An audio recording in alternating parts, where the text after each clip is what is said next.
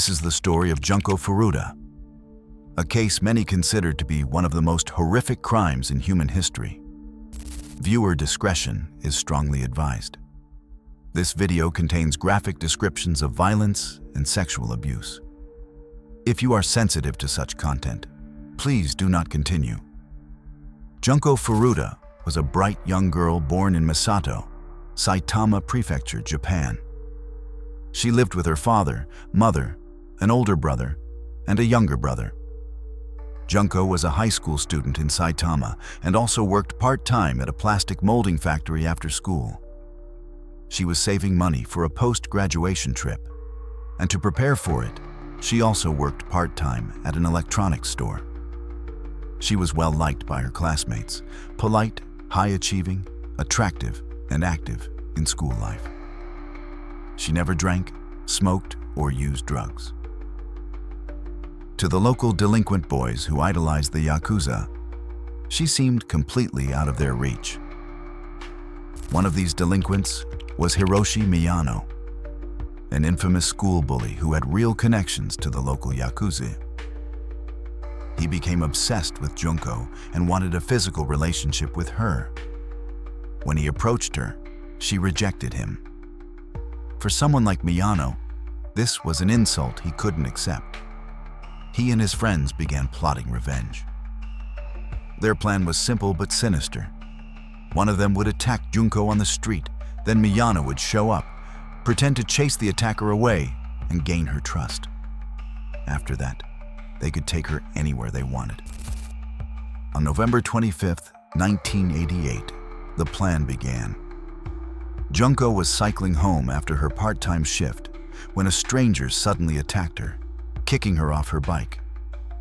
Right on cue, Miyano appeared, pretending to scare the attacker away and offering to escort her home.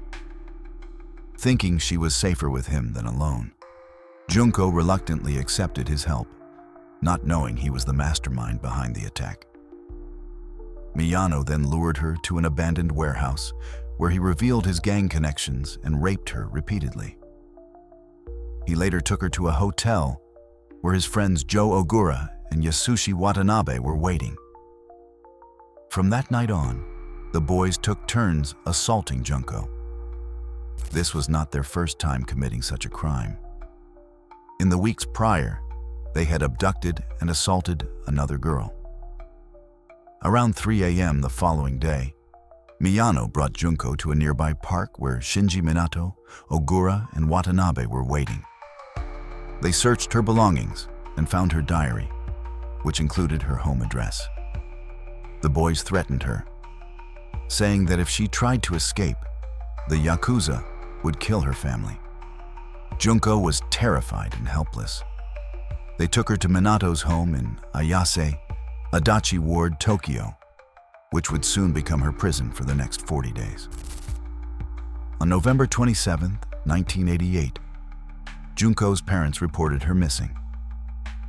To stop the search, the kidnappers forced Junko to call home, telling her mother that she had run away but was safe staying with a friend. She was also forced to beg her mother to stop the police investigation. When Minato's parents were nearby, Junko had to pretend to be his girlfriend. Eventually, the boys stopped even pretending. The Minato family did not intervene. They later claimed they were afraid of Miyano's Yakuza ties and their increasingly violent son. Even Minato's older brother knew what was happening, but did nothing to help. For 40 days, Junko Furuta endured unthinkable torture. She was beaten and raped more than 400 times. She was starved and dehydrated, hung from the ceiling, and used as a punching bag. Heavy objects were dropped onto her stomach. She was forced to eat live cockroaches and drink her own urine. Objects were inserted into her vagina and anus, including a lit light bulb. Cigarettes and lighters were used to burn her genitals and eyelids. Her left nipple was torn off with pliers. Sewing needles were stabbed into her chest. The boys even invited other friends to participate, including Tetsuo Nakamura and Koichi Ihara. who were later convicted after their DNA was found on and inside her body. At one point, Ihara confided in his brother about the abuse. His family contacted the police, and 2 officers visited the Minato home. However, the kidnappers convinced the officers that no girl was inside, and the police did not conduct a proper search. This failure allowed the torture to continue for weeks. Both officers were later dismissed from the force for dereliction of duty. In early December, Junko Furuta attempted to call the police, but before she could report the crime, she was caught by Hiroshi Miyano. When the police called back, Miyano answered and told them it was a misunderstanding. As punishment, the kidnappers dipped her legs and feet in flammable liquid and set them on fire. They also forced a large glass bottle into her rectum, causing severe bleeding and violent convulsions. During the trial, the kidnappers claimed they thought she was having a seizure, so they set her on fire again.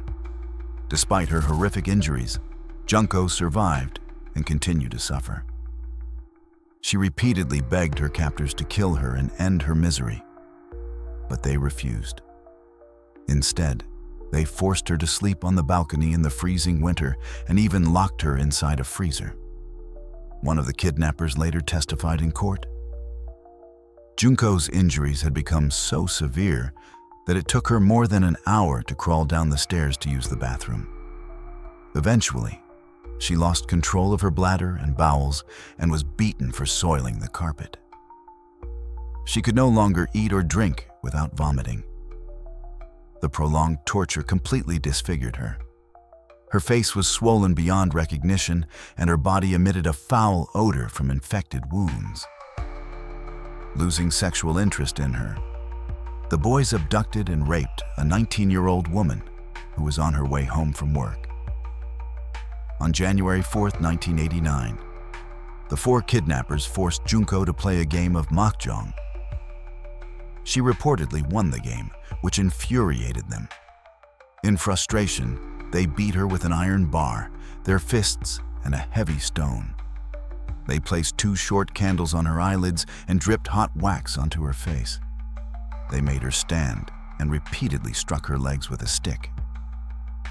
At this point, Junko collapsed and began convulsing. She was bleeding heavily, and pus oozed from her infected burns. The boys covered their hands with plastic bags taped at the wrists and continued beating her. They repeatedly dropped an iron weight onto her stomach. Then they poured lighter fluid on her legs, arms, face, and abdomen, and set her on fire. Junko reportedly tried to put out the flames, but gradually lost consciousness. This final torture session lasted about 2 hours. She died less than 24 hours later. After her death, Nobuharu Minato's older brother called him, saying Junko appeared to be dead. Fearing a murder charge, the boys wrapped her body in a blanket, stuffed it into a travel bag, and placed it inside a 55-gallon drum.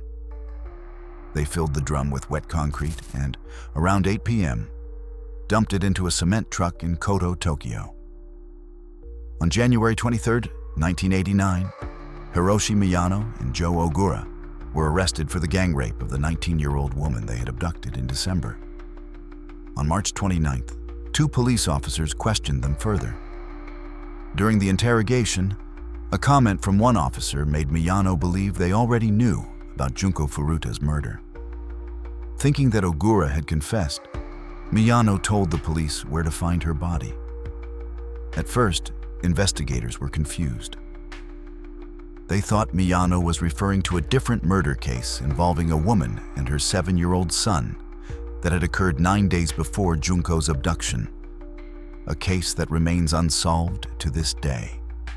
The next day, police discovered a large, concrete-filled drum. Inside, they found Junko Furuta's remains, which were identified through her fingerprints. In May 1989, additional arrests were made in connection with another sexual assault, which then led to charges for Junko Furuta's murder. Yasushi Watanabe, Nobuharu Minato, and Minato's older brother were all taken into custody. Because of the shocking brutality of the crime, the court initially withheld the names of the teenagers since they were minors at the time. However, journalists from the magazine Shukan Bunshun discovered their identities and decided to publish them, claiming the nature of the crime was too heinous for the perpetrators to be granted anonymity. All four were charged not with murder, but with bodily injury resulting in death. In July 1990, a lower court sentenced Hiroshi Miyano, the ringleader, to 17 years in prison. He appealed, but the Tokyo High Court added 3 more years, making it a 20-year sentence, the second longest for a juvenile in Japan at that time. Miyano's mother reportedly sold the family home and paid Junko Furuta's parents 50 million yen, roughly $425,000 USD. In 2004, Miyano applied for parole but was denied after an incident in prison. In January 2013, he was arrested again for fraud, but released due to lack of evidence. Nobuharu Minato originally received a 4 to 6 year sentence, which was later increased to 5 to 9 years on appeal. He was 16 at the time of the murder. His parents and older brother were never charged. After his release, Minato reportedly moved in with his mother and has not worked since. Yasushi Watanabe initially received 3 to 4 years, but his sentence was later increased to 5 to 7 years. He was 17 at the time of the crime. After his release, he reportedly married a Romanian woman. Joe Ogura served 8 years in a juvenile facility and was released in August 1999. He was also 17 at the time of the murder. After his release, he was said to have bragged about his role in the kidnapping, rape, and torture of Junko Furuta. In 2004, he was arrested for assaulting an acquaintance whom he believed had stolen his girlfriend. He was sentenced to 7 years in prison. These sentences were widely considered far too light for the crimes committed. All 4 perpetrators were protected by special provisions for offenders under the age of 18. During sentencing, the judge remarked on the exceptional cruelty and brutality inflicted on the victim.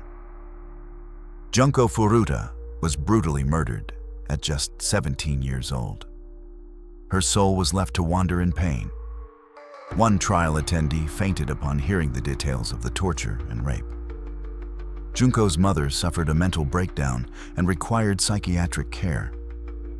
The case sparked nationwide outrage in Japan and became infamous as the concrete-encased high school girl murder case.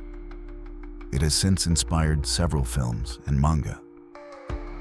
Author Shu Fuji wrote a novel loosely based on the case, but unlike reality, the story gave the girl a happy ending, and the kidnappers faced long prison sentences. Thank you for watching this video. If you found it interesting, don't forget to like, subscribe, and turn on the notification bell so you won't miss our next stories. See you in the next video.